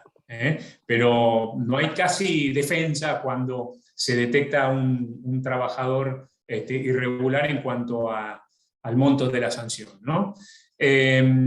Obviamente no es el caso de las empresas en general, pero hubo casos de, por ejemplo, trabajadores menores o menores de 14 años en determinadas actividades, hornos de ladrillo, por ejemplo, talleres textiles, en los que las multas son no 50 salarios mínimos vitales y móviles, sino 100 salarios mínimos vitales y móviles, y también la ley prevé la elevación de la multa en un 50% en caso de reincidencia. Esta es la consecuencia económica para el empleador. Ahora vamos a ver brevemente que tiene otra consecuencia que no es solamente económica, pero que a su vez tiene consecuencias económicas. Para el extranjero, la consecuencia es la conminación a regularizar su situación migratoria, y si no puede regularizar su situación migratoria porque no cumple con los requisitos que la legislación migratoria le exige, las consecuencias pueden llegar a la expulsión, con una revisión judicial, que en todos los casos de expulsiones administrativas hay una revisión judicial de oficio, y si la autoridad judicial confirma esa decisión administrativa de expulsión, también esa expulsión lleva implícita una prohibición de reingreso por un mínimo de 5 años. Y la otra consecuencia está vinculada al Registro Nacional Único de Requirientes de Extranjeros, que a las empresas les importa mucho esto, cuidan mucho su inscripción en el Registro Nacional Único de Requirientes de Extranjeros, porque la inscripción en este registro es la que les permite pedir o traer extranjeros a trabajar a la República Argentina. Este registro está regulado por una disposición, que es la 56647 del 2005, que fue modificada en el año 2020. Es un registro que se encarga de recibir toda la documentación para el otorgamiento de permisos de ingreso, visas o residencias extranjeros, para que puedan desarrollar distintas actividades con el requirente. O sea, en este caso hay un interesado en la República Argentina de que un extranjero venga a desarrollar una determinada actividad. Para poder solicitar que un extranjero venga a desarrollar una actividad determinada, ese requiriente tiene que estar inscrito en un registro. ¿Por qué? Porque a través de la inscripción en el registro lo que se garantiza es mayor seguridad, ¿no es cierto? Hay un mayor control y lo que se pretende es una mayor eficacia en el otorgamiento de permiso de ingreso, visas o residencias de extranjeros. En el RENURE se puede inscribir cualquier persona física o jurídica que pretenda solicitar la admisión o residencia de un extranjero, y acá en cualquiera de las categorías que nosotros hablamos, como científico, como personal especializado, como trabajador migrante, deportista, artístico, académico, estudiante, tiene que estar inscrito. La Universidad de Rosario quiere traer un profesor como titular, tiene que estar inscrito en el RENURE. El Colegio de Abogados de Rosario quiere traer no sé, un empleado del extranjero, tiene que estar inscrito en el RENURE. Un club de fútbol trae un deportista para jugar e integrarse al plantel profesional del club de fútbol, tiene que estar inscrito en el RENURE. Si no está inscrito en el RENURE, no lo puede hacer. Entonces, la pérdida o la suspensión de la inscripción en el RENURE es una consecuencia muy importante para la empresa, que no es directamente económica, sino que es una sanción administrativa, pero que tiene consecuencias económicas, porque no va a poder traer un extranjero, y a veces tiene la necesidad de traerle un extranjero, ¿no? Entonces, me parecía importante marcar esto también, y marcar cuáles son las obligaciones, ¿no?, que tienen los inscritos en el RENURE. Si el inscrito en el RENURE cumple con estas obligaciones, se exime de cualquier tipo de sanción. Ahora, si no cumple, es sancionado, ¿no? Las obligaciones que tienen es, primero, notificar a Migraciones la no presentación del extranjero en el plazo previsto. Si yo pido un deportista para integrarse a mi equipo y se tiene que presentar tal día y el deportista no se presenta, yo lo tengo que informar a la Dirección de Migraciones, para que la Dirección de Migraciones haga su trabajo en función del poder de policía de extranjería que tiene. Verifique si ingresó al país o no ingresó al país, y en caso que haya ingresado al país, verifique su situación migratoria y eventualmente lo conmine a regularizar su situación migratoria o a hacer abandono del territorio nacional bajo procedimiento de expulsión. La otra obligación que tiene es notificar el cese anticipado, la suspensión, el abandono, la renuncia del fin de la vinculación. Yo recuerdo muchos casos de alumnos. Hubo un caso de una red, se los cuento como anécdota, pero una red de tráfico de ciudadanos chinos que venían como estudiantes a una universidad nacional, que no importa, a cursar la carrera de ingeniería. Y cuando uno miraba el perfil de los migrantes chinos, hablaban chino, no hablaban inglés, sino hablaban español. La carrera de ingeniería en nuestro país, en todas las universidades nacionales, se dicta en español, por lo menos hasta donde yo conozco. Entonces era evidente que no venían a estudiar ingeniería. Y la universidad había cometido el error de solicitar su residencia como estudiantes, solicitar el permiso de ingreso, la admisión de estos alumnos, los inscribía, presentaba a Migraciones, pedía la admisión de esta persona como estudiante, pero después se iniciaba el curso, el ciclo lectivo, se iniciaban las clases, tomaban lista, el chino no iba a la clase y no lo informó nunca a Migraciones. Y esto tiene consecuencias para la universidad. No solo consecuencias de naturaleza económica, sino consecuencias de naturaleza práctica. O sea, si no notifica el cese o que la persona no se presentó o que la persona abandonó el curso, tiene una sanción que es la suspensión o la exclusión del RENURE. Y la universidad no solo no va a poder traer más alumnos extranjeros, sino que tampoco va a poder contratar empleados extranjeros, ni va a poder traer profesores del exterior. Entonces es muy importante tener presente esto y saber que en general las empresas en particular y las organizaciones, algunas organizaciones cuidan mucho, son muy celosos en el cuidado de su inscripción en el RENURE.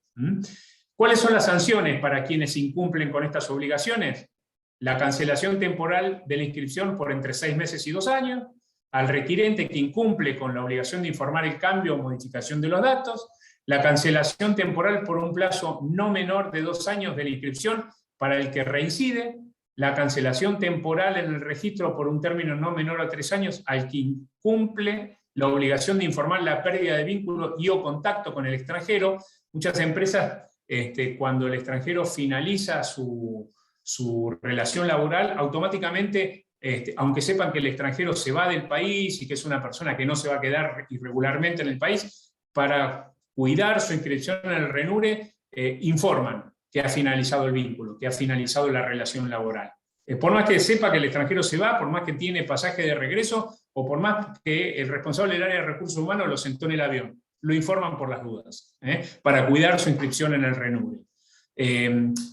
Como sanción también se prevé la cancelación temporal de la inscripción por un término no menor a 5 años al que presenta documentación material o ideológicamente apócrifa respecto de su inscripción o de la solicitud de admisión o residencia de un extranjero, y esto sin perjuicio de las acciones legales correspondientes, porque si hay utilización de un documento falso o adulterado, esto puede constituir un delito también. Entonces no solo hay una sanción administrativa de cancelación de inscripción en el RENURE, sino que también la Dirección Nacional de Migraciones promueve el inicio de una causa penal, ¿no? Y la ley prevé también que la misma sanción se le va a aplicar al requirente de dador de empleo que contrate a un migrante bajo relación de dependencia en el caso que Migraciones constate la irregularidad del vínculo laboral. Esto, digamos, hay una idea de preservar también el trabajo regular y preservar también el mercado de trabajo argentino, o sea que la población migrante que trabaja en la Argentina trabaje en las mismas condiciones que la población autóctona, ¿no? Que la población local. Con esto, más o menos un breve panorama del tema que nos convoca. Espero que no se hayan aburrido mucho, y si hay preguntas, dudas o comentarios, estoy atento. Muchas gracias. Bueno, brillante, Martín. Excelente, como siempre. De mi parte, en absoluto aburrida, imposible, con toda la información y el conocimiento que tenés y que compartís muy generosamente. De hecho, fueron también muy positivos todos los comentarios de las personas que están participando, algunos que ya tuvieron que salir del espacio. Pero bueno, la verdad es que muy, muy agradecida por el contenido. Si alguien quiere hacer algún comentario, aporte y demás, yo cedo aquí el espacio como para aprovechar el tiempo que nos queda. Le damos también un momentito de aire a Martín. Después de ya está, tomé unos mates, ya está. Ahí va. Un poco frío, pero no importa. Sí, bien, perfecto. Así que bueno, ahí se estaba sumando un colega del Instituto de Derecho al Trabajo y la Seguridad Social, el vicepresidente Ricardo Brunet, que comentó que estaba hasta hace poquito Martín, antes de alguna otra pregunta que tenga algún colega o algún participante, antes que nada, palabras de agradecimiento para quizás colegas que no somos tan afines a la materia. Ha sido brillante la exposición, hemos ido de lo general a lo particular y ha sido muy ilustrativa. Agradezco muchísimo la participación en esta charla. Bueno, muchas gracias.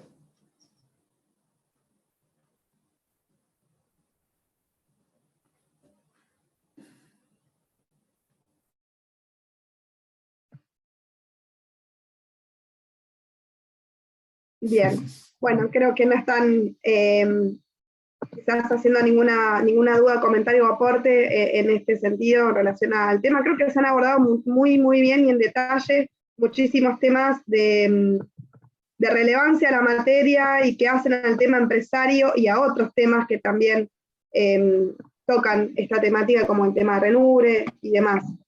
Bueno, Martín, ¿qué decirte?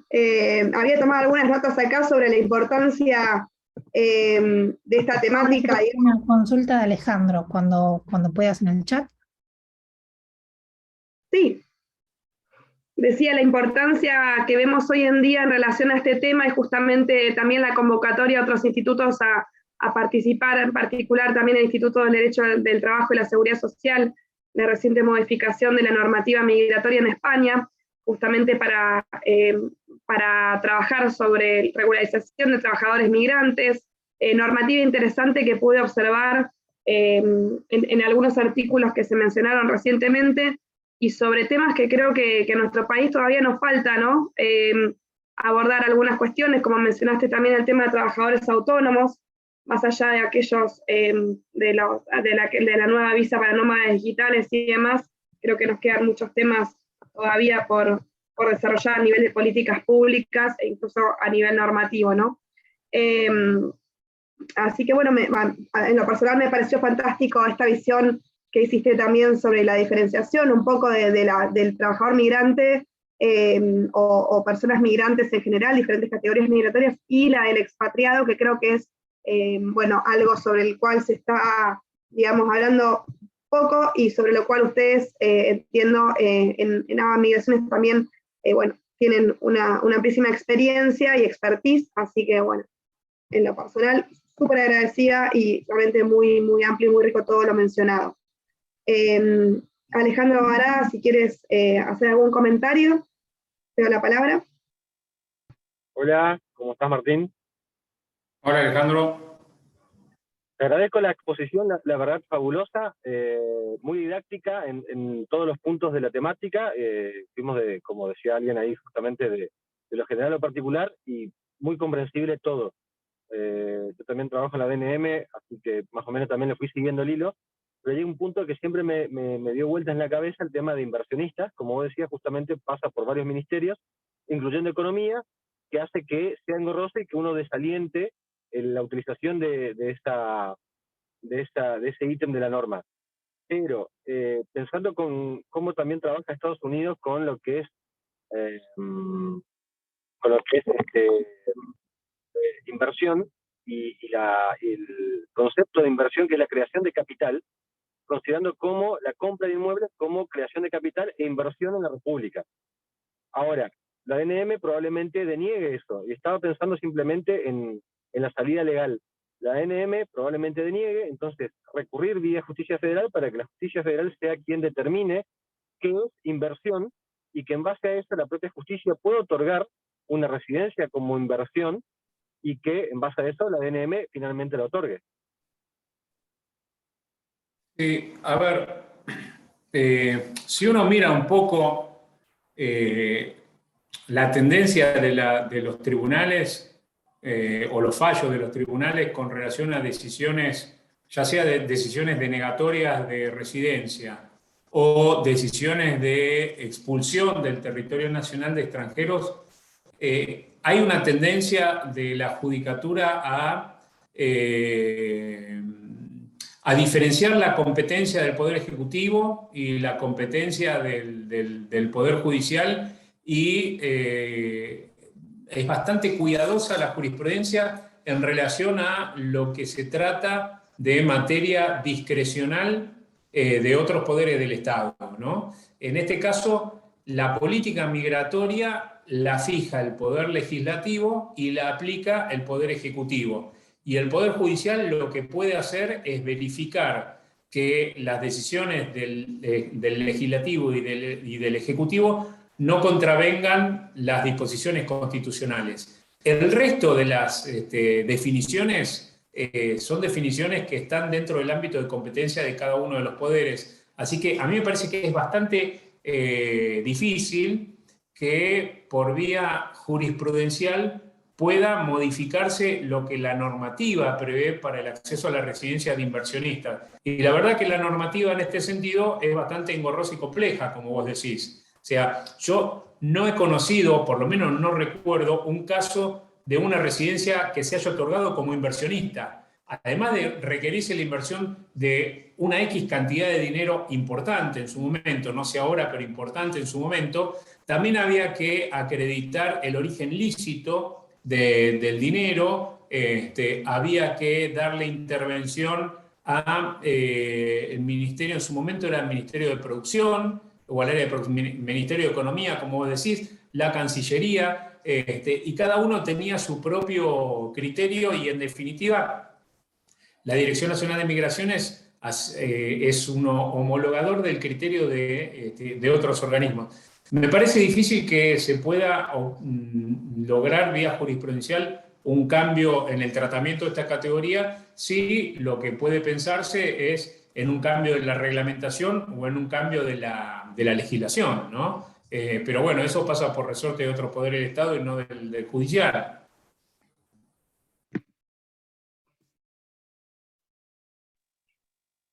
Sí, perfecto, no, clarísimo. Simplemente yo lo pensaba como abogado, ponerme del otro lado digamos, representando justamente a una empresa o a un inversionista, y posicionarme del otro lado, no del lado de la DNM, para ver cuál sería una solución práctica posible en el caso de que a lo mejor te toca hoy a vos estar del otro lado y decir, bueno, ¿cómo busco una solución al caso concreto?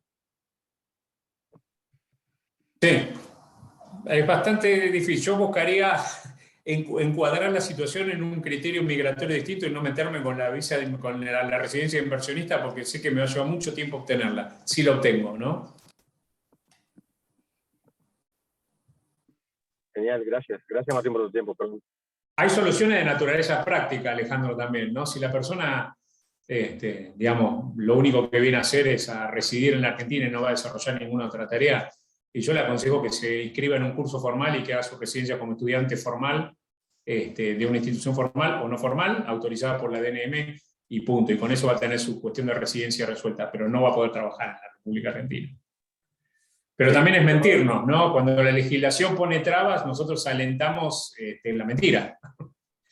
Y después la sancionamos la mentira, ¿no es cierto? Entonces es bastante complejo. Justamente, hago lo mismo. Uno termina buscando dentro de la norma qué puede recomendar en la practicidad, pero justamente nos terminamos mintiendo todos a nosotros mismos. Exacto. Y esto no es bueno para el país, ni siquiera a los fines estadísticos, saber cómo está compuesta la población extranjera y qué viene a hacer a la Argentina. No está bueno eso. Claro, exactamente. Sí. Y menos si podemos determinar hoy una inversión para políticas públicas, para poder determinar, porque sobre todo pensemos en políticas públicas también al Estado Nacional. ¿Cuánta gente viene a invertir en Argentina? Y no podemos sacar ni siquiera esa estadística para políticas públicas mucho más grandes, macros. Sí, tal cual, tal cual. También hay toda una serie de prejuicios que intervienen en esto, que inciden en esto, ¿no? Todo el tema del lavado de activos y qué sé yo, también genera ciertas prevenciones y muchas veces ningún funcionario se anima a avanzar en determinadas cuestiones por temor a verse involucrado en una situación de lavado de activos, ¿no?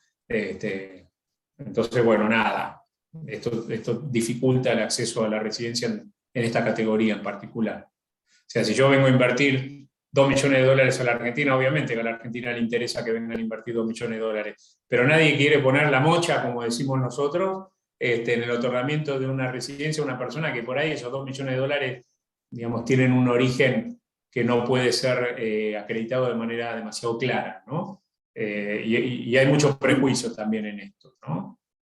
Está eso, y luego había algunas cuestiones, también recuerdo a nivel práctico, que se requería que la persona los ingresara, digamos, al sistema bancario formal.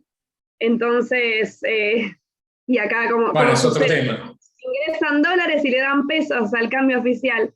Entonces, es un temón. Yo recuerdo haber atendido un caso de un agente coreanos, creo, no, de Singapur, hace unos años, y sí, la verdad que es súper complejo. Así es. Sí, ha tenido, aunque parezca por vía incidental, ha tenido mucha influencia políticas extranjeras de organismos internacionales como el Gafi y el control, la normativa sobre prevención de lavado de activos. Uruguay, que es un aporte que yo hacía en el chat, lo resolvió de manera un poco más práctica, con un límite en dólares que no resultaría excesivo y permite la inversión y la flexibilización de estas políticas como para también atraer y aportar, enriquecerse del aporte de extranjeros para el crecimiento de la República. Sí, en muchas cosas Uruguay nos lleva a la delantera. Nuestros vecinos en general, ¿no? Nos llevan a la delantera. ellos lo han sancionado a través de una ley que fue la LUC, muy conocida, que la han querido derogar y bueno, no han podido por un referéndum en marzo, pero bueno, ahí van buscando alternativas. Nosotros estamos por caminos sinuosos para la inversión, pareciera. Sí, sí. Hay una duda que tengo, no sé si viene al caso, pero recuerdo un extranjero que no reside en el país, ¿puede comprar propiedades en el país? Sí, Hasta un cierto sí límite. puede. ¿Cómo? O hasta un cierto límite. Recuerdo cuando yo vivía en el exterior que había personas que querían comprar como argentinos residentes en el exterior y encontraban incluso trabas, aún siendo argentinos. Sí. Mira, hasta donde yo sé, la única condición es la acreditación del origen lícito de los fondos, la prevención del lavado de activos. Y Es también eso. También la Pero, participación fiscal, tramitar la CDI en AFIP. exacto, también tiene que hacer una tributación por la operación y tiene que tener número de Perdón, dije contribuyentes. comprar inmuebles, me refería. Dije eso, no sé, ya hasta ahora. Sí, sí. Bien. Ok. Bueno, gente, Bueno, en la zona de muchas frontera, gracias. estamos hablando algunas cuestiones y demás, y también Blanca comentaba que algunos clientes, cuando uno le ofrece la alternativa sobre algunas cuestiones más prácticas, tratando de jugar un poco con la norma, que tampoco les convence esa situación. Así que bueno, de todas formas yo creo mucho en la militancia jurídica y también desde estos espacios en donde estamos, y quizás las empresas, Martín también, no sé qué te parece, de hacer presentaciones ante migraciones, ante los diferentes ministerios y demás, manifestando, digamos, estas dificultades, no simplemente, digamos, discutiéndolo quizás en este espacio, pero dejando rastro de las cuestiones prácticas y demás, e incluso hasta se pueden hacer, qué sé yo, algunas notas en los medios de comunicación y demás, planteando las cuestiones para ver si desde el punto de vista de políticas públicas se puede sortear, digamos, o se puede facilitar el desarrollo o el acceso a estas categorías de residencia de las cuales veníamos hablando. No sé qué te parece, cómo lo ves. Sí, sí, estoy de acuerdo. A veces esta militancia es la que genera decisiones en los distintos poderes del Estado, así que sí, obviamente. Porque esto de la categoría de inversionista es algo que viene de larga data, que está complicado, o sea que habría realmente que volver a ponerlo en la agenda, ¿no? A ver, no sé, Sí, sí. actualmente, migraciones, podríamos eventualmente quizás organizar lo hablamos con el Instituto de Derecho Societario de nuestra coalición, de organizar quizás algún evento sobre el tema. Bien, Sí, Alejandro, sí. ¿querías mencionar algo más? Sí, cortito nada más, que era, justo lo dijiste, Pablo, por eso nada más, era respecto a, Martín, habías hablado justamente del bache que está en el respecto a autónomos, que va con el tema inversionista, que es un bache legal, que lo tenemos como una falencia, que te lleva a que aquel que quiera ser emprendedor por cuenta propia no pueda radicarse y tener que ir hacia el mismo caso que los inversionistas. ¿Hay un margen de que la DNM a través de algún tipo de disposición vía 24H, sacar una disposición, pueda cubrir eso o necesariamente tiene que ser una reforma de la norma?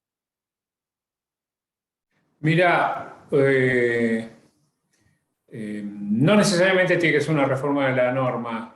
Yo creo que una disposición de la DNM podría prever porque las razones especiales que están en el artículo 23 como en el artículo 24 son las razones no contempladas en la norma que a juicio de la Dirección de Migraciones merezca un tratamiento especial. Con lo cual, a través de una resolución de la DNM, una disposición de la DNM, se podría resolver la cuestión de los trabajadores autónomos. Nunca hubo, digamos, demasiado... nunca hubo una decisión concreta de hacerlo porque había un montón de otras cuestiones que considerar que tenía que ver con... digamos, con determinado perfil de migración irregular que iba a seguir existiendo, que se podía incrementar a partir de el otorgamiento de residencias a trabajadores autónomos. Para ponerte el ejemplo claro y concreto de por qué en su momento no se dictó esa disposición y estaba en vías de dictarse, digamos, lo que se temía era que un empleador de mano de obra barata, vamos a llamarla de esa manera, inscribiera a sus trabajadores como monotributistas en la categoría más baja, les hiciera el aporte del monotributo y los traficara como se venía traficando determinado perfil de población migrante. Entonces se generó en su momento un expediente que circuló por varios organismos del Estado. El último organismo del Estado en el que estaba era la AFIP, que también tenía que intervenir por esta cuestión vinculada a la inscripción como monotributista. Y después, bueno, esto no sé por qué no avanzó, quedó ahí a mitad de camino. Y hasta donde sé nadie se animó a hacerlo. Y el temor me parece que está vinculado con esto, ¿no? Con el tráfico de personas y la herramienta que queda a disposición de un traficante para poder encubrir bajo un manto de legalidad una situación de tráfico, ¿no? Una situación de ilegalidad. Sí, no solo aquello, sino también personas que están realizando actividades ilícitas, enmascararlas con el trabajo autónomo. Lo que creo que quizás sería conveniente es analizar un poco legislación comparada, quizás, y ver qué tienen otros países en relación a ello. No sé si en aquel entonces lo hicieron o no. Bueno. Gracias. Tarde ya. Enormemente gracias. Gracias. Por este tiempo y esta generosidad, Martín, de siempre, tu calidad espectacular, tu perfil también humano, y siempre pensando también en las personas en situación de vulnerabilidad.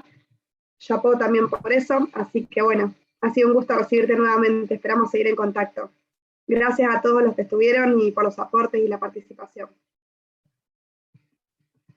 Hasta pronto.